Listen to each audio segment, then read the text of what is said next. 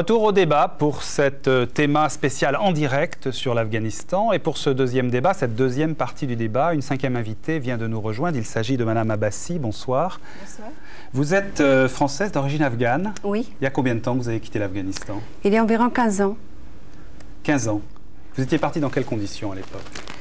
J'ai quitté l'Afghanistan en fait tout au début de l'invasion soviétique. Pour des raisons familiales plutôt. À l'époque, je n'avais pas du tout l'intention de quitter définitivement ou de demander l'asile politique quelque part. Je pensais que c'était quelque chose qui allait se terminer rapidement et j'avais tout espoir de retourner dans mon pays. Qu'est-ce qui vous a fait changer d'avis? C'était tout ce qui s'est passé par la suite, la situation très difficile et insupportable, la guerre. Ma famille m'a conseillé de ne pas rentrer, il n'y avait aucune sécurité, donc j'ai resté, comme ça j'ai passé des années dans l'espoir de repartir. J'ai fait ma vie ici. Et vous n'êtes jamais retourné là-bas? Non. Aujourd'hui, vous occupez à Strasbourg, ici même, vous travaillez dans un centre qui accueille des réfugiés? Oui. Je suis travailleur social, donc je travaille au service urgence de demandeurs d'asile et je m'occupe avec mes collègues des familles primo-arrivants. Il y a beaucoup d'Afghans parmi eux? Oui, il y a beaucoup d'Afghans. Il y a beaucoup d'Afghans d'une manière générale, mais tous ces Afghans-là n'arrivent pas jusqu'au service d'urgence parce qu'il y a un problème d'hébergement. Sinon, il y a beaucoup de demandeurs d'asile afghans actuellement. Et ceux-là, vous les accueillez aussi vous-même? Oui, ça fait partie de mon travail, comme j'accueille les autres familles d'autres origines. Est-ce que les réfugiés afghans vous parlent à vous parce que vous êtes afghan? Pas aussi facilement qu'on croit. C'est pas parce que je suis afghane qu'on va tout de suite parler de... Parce que la douleur est encore très fraîche. Et il y a aussi un respect de leur pudeur et de cette douleur qui fait que je ne cherche pas non plus à tout de suite comprendre ce qui s'est passé. Ils vous disent quand même leurs difficultés là-bas? Bien sûr. Ils me parlent de leurs difficultés. J'ai notamment contact... En tout cas, jusqu'à maintenant, j'avais contact avec les membres de ma famille qui étaient en Afghanistan. Ils me parlent de ce qui se passe en Afghanistan. C'est ce que j'allais vous demander, parce que vous avez le contact par ces réfugiés, ils vous disent qu'ils ont beaucoup de pudeur, ils taisent un peu leurs difficultés. Mais vous avez gardé une famille là-bas? Bien sûr. Qui sont? J'ai mes oncles, j'ai mes cousins, mes cousines qui sont encore là-bas. Et eux, ils vous parlent plus? Oui, nous échangeons des lettres. Ils me parlent avec aussi beaucoup de pudeur. J'ai l'impression qu'ils se sentent dans une situation de demandeur par rapport à nous qui vivons, on va dire, dans un certain confort. Et la misère est tellement grande que du coup, ils ne veulent pas en parler, sauf de manière très codée. Mais ça, vous le comprenez, ce code? Mais moi, je le ressens à travers les lettres. Je ressens à quel point ils ont la difficulté d'y vivre actuellement. Difficulté plus par quoi? Par la privation de liberté, par la misère, par la famine, par... Partout. Ils ont pour eux le survie. Maintenant, c'est une question de survie. En fait, ils souffrent de manque de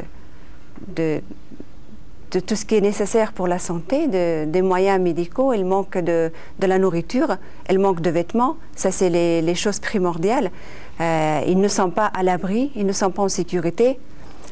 Bien sûr, à tout ça s'ajoute le problème de manque d'éducation. Les enfants, ils grandissent devant leurs yeux sans pouvoir aller à l'école. Pour nous, c'était très important.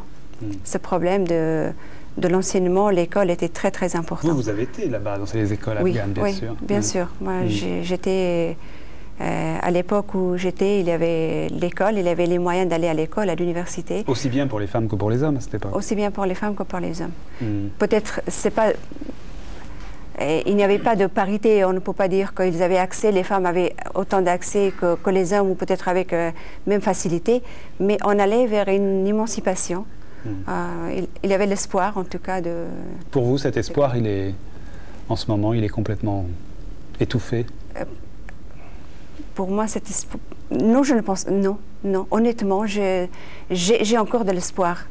Quand je vois que les femmes afghanes, mais bon, on parle en général des femmes, mais là, je ne peux pas du tout ne pas parler des hommes qui ont souffert de la même façon. la femme, on a pris comme un symbole, mais les hommes ont souffert. Et si à la femme, on interdit l'école, on n'interdit pas aux hommes, mais les hommes n'ont pas les moyens. Économiquement, ils ne peuvent pas aller, il n'y a plus d'école. Donc, je pense que si la femme afghane a pu se battre durant toutes ces années contre toutes ces injustices, je pense que j'ai encore l'espoir que ça avance. Qu'est-ce que vous avez envie de dire aux Français et aux Allemands qui nous écoutent ce soir? J'ai envie de leur dire qu'on a commis une très grande erreur quand on n'a pas écouté la détresse des Afghans. On a parlé clairement, quand Massoud était là, a parlé clairement, il a demandé de l'aide. En ce moment, elle a parlé aussi de dangers qui représentaient les talibans. Mais c'était plutôt une information comme une autre. J'ai envie de leur dire qu'il ne faut pas commettre cette erreur encore une fois. J'ai écouté une éventuelle intervention des Américains. Elle appelle ça, je crois, justice sans limite. Justice sans limite. Excusez-moi, mais j'ai envie qu'elle ajoute, suite à ça, justice sans limite, je ne sais pas, troisième partie de la guerre des étoiles. Ça me fait rire. Quelle justice? Nous avons subi l'injustice depuis des années et personne n'a voulu nous aider. Actuellement, on veut bombarder l'Afghanistan au nom de quoi? Ça peut peut-être paraître très choquant. Je peux dire qu'un bombardement, peut-être, ça serait mettre un point final à l'agonie qui dure depuis très longtemps. Mais en même temps, ça ne résout aucun problème. Merci de votre témoignage, Mme Bassani. Avant de passer au débat et d'écouter les uns et les autres et réagir aussi à votre témoignage, je voudrais qu'on revienne tout de suite à l'actualité parce que je sais que nous avons en direct... Nous sommes en direct avec notre envoyé spécial à Islamabad, Stéphane Kloss, c'est-à-dire donc au Pakistan, à la frontière de l'Afghanistan. Stéphane, je pense que vous m'entendez. Alors je voulais vous poser une ou deux questions. Je voulais vous demander d'abord, ce soir, là où vous êtes, à Islamabad, est-ce que vous sentez que la tension est encore plus perceptible ?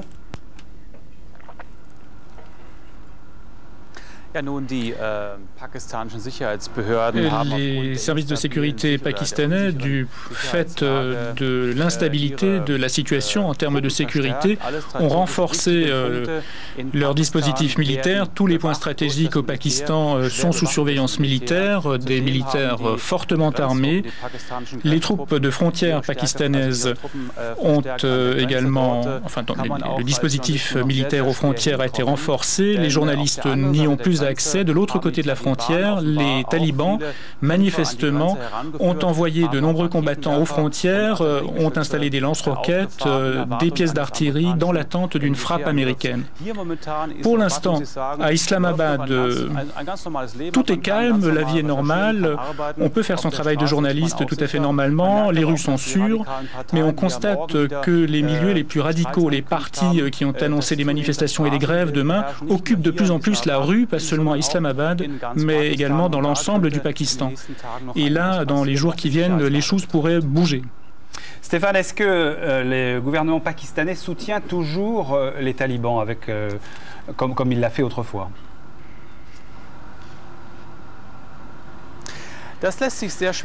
C'est assez difficile à dire pour l'instant. Le gouvernement pakistanais a toujours soutenu le mouvement taliban. C'est vrai, les talibans sont originaires de l'ouest du Pakistan, ont fréquenté des écoles coraniques et avec l'aide des services secrets pakistanais, l'ISI, ont commencé à prendre le contrôle de l'Afghanistan à partir de 1996. Beaucoup sont de l'avis que les Pakistanais pilotent les talibans. En fait, ça n'est pas vraiment le cas. Ça n'a jamais vraiment été le cas. Les Pakistanais ont surtout exigé de la part des talibans qu'ils installent une stabilité politique en Afghanistan. Le gouvernement Musharraf, le gouvernement du général Musharraf, a perdu beaucoup d'illusions car les talibans on crée un problème avec Oussama Ben Laden qui concerne le Pakistan. Alors justement, Stéphane, à propos de Oussama Ben Laden, je voulais vous demander, est-ce qu'aujourd'hui, en affirmant que Ben Laden allait peut-être se livrer, est-ce que les talibans ont fait un premier pas réel ?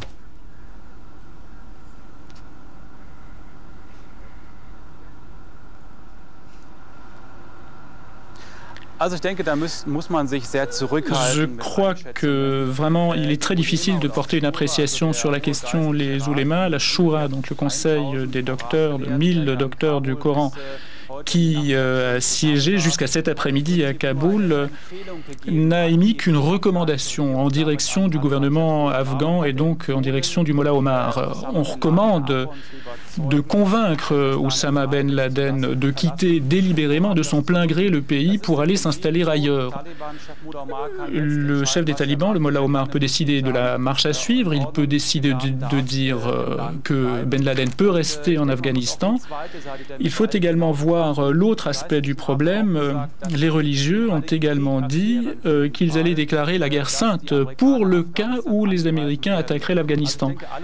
Donc je crois que pour l'instant toutes les options restent ouvertes. Il existe de nombreuses possibilités quant à l'issue de ce conflit et il faudra voir ces jours prochains ce qui va se produire concrètement du point de vue politique en Afghanistan et au Pakistan. Merci Stéphane. Je rappelle que vous étiez en direct d'Islamabad, donc au cœur de la nuit, en direct avec nous pour Arte. Alors je vous resitue tout de suite nos 4 autres invités, en dehors de Mme Bassani, que vous avez entendu, Abbasi, pardon, que vous avez entendu il y a quelques instants. Autour de moi, Almoud Wieland-Karimi, vous êtes spécialiste de l'Asie, de l'islam à la Fondation Friedrich Ebert de Berlin. Alexandre Adler, historien, journaliste, directeur de Courrier International.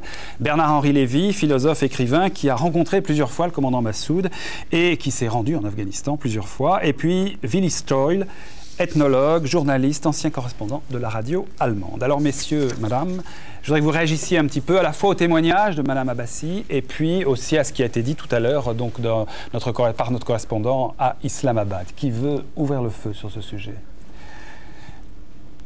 Madame Wieland-Karimi. J'ai trouvé votre témoignage tout à fait impressionnant. Cette misère est terrible. Et je crois que quand on décrit ce qui se passe en Afghanistan, on a du mal à trouver les mots. Et le film a vraiment montré ce que c'était que la guerre au jour le jour pour des gens qui vivent depuis 20 ans en guerre. Ce que cela signifie pour les gens qui sont en Afghanistan, pour les 2 millions qui sont réfugiés au Pakistan, en Iran, ceux qui viennent chez nous, c'est vraiment un problème terrible. Et je crois que le pire des problèmes, c'est l'absence d'avenir. Quand on regarde cette situation, on voit qu'il y a peut-être une toute petite lueur d'espoir. Il pourrait y avoir une lueur d'espoir, c'est mon avis du moins, si on arrive à punir les terroristes qui sont les auteurs de ces attentats et si en même temps on pouvait avoir tout un ensemble de mesures qui permettent de trouver une solution pacifiste au problème de l'Afghanistan. Je crois qu'on pourrait essayer de discuter de cela. Qu'est-ce qui permettrait de restaurer la paix en Afghanistan? Certainement pas une intervention militaire. Le drame tient au fait que l'Occident et les Américains,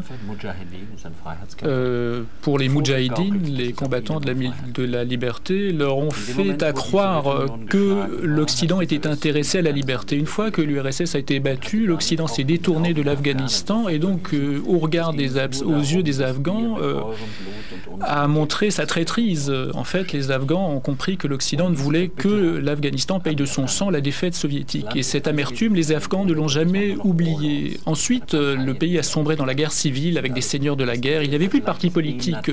Le pays a sombré, a été dénaturé à l'exception, et le film a été tout à fait remarquable, à l'exception de la région dominée par le commandant Massoud. Massoud s'est efforcé, dans toute la mesure du possible, de maintenir une administration civile. Il avait des écoles dans son territoire. Aujourd'hui, il est mort. On ne sait pas si dans cette région la stabilité va subsister. Le drame de l'Afghanistan, c'est la déliquescence du pays, l'absence d'avenir, l'incapacité des talibans, la capacité foncière des talibans à gouverner. Alexandre Adler.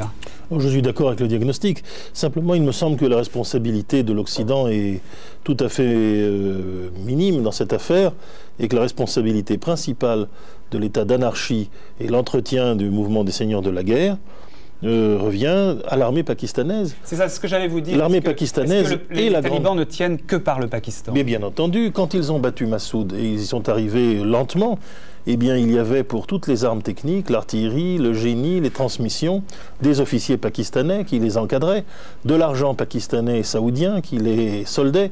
Donc, en fait, les Saoudiens étant amenés ici par l'armée pakistanaise et par les liens stratégiques qui existent entre les deux pays depuis les années 50. Mais l'armée pakistanaise a voulu se donner, comme on dit, une profondeur stratégique. En réalité, étant maintenant très dominée par des généraux patents, c'est-à-dire Pashtoun, elle a voulu réaliser l'union des patents. Une sorte de grande union ethnique. À travers le Pakistan. Ils n'ont aucune considération pour les autres ethnies. En particulier, ils ont encouragé des persécutions des chiites du centre du pays, les Hazaras. C'est dans ce contexte que les Bouddhas de Bamiyan ont été détruits de la manière dont on sait. Ils ont agi avec un cynisme redoutable et considèrent au fond que c'est une marche barbare de leur pays dans lequel on peut faire un peu n'importe quoi. Et bien sûr, il y a un moyen très simple de terminer tout cela, c'est le rétablissement du pouvoir civil au Pakistan. Vous me direz, Benazir Bhutto a bien laissé le général Nasrullah Babar mener ses opérations. Mais si aujourd'hui, les deux grands partis pakistanais, qui sont des partis démocratiques... Tout dépend du Pakistan, d'après vous? Non, tout ne dépend pas du Pakistan. Comme toujours dans les phénomènes humains, il y a une pluralité de causes. Mais si déjà on coupe le lien entre l'ASA et l'armée pakistanaise et ses bandits, eh bien la situation commencera à évoluer. Je ne dis pas qu'elle sera pleinement résolue, mais nous aurons là un début d'évolution important. Un mot de Bernard-Henri Lévy, puis je voudrais poser des questions très concrètes. Et donc il faut une démocratisation du Pakistan. Et c'est d'autant moins utopique on l'a bien compris, que le Pakistan a été une démocratie à plusieurs reprises.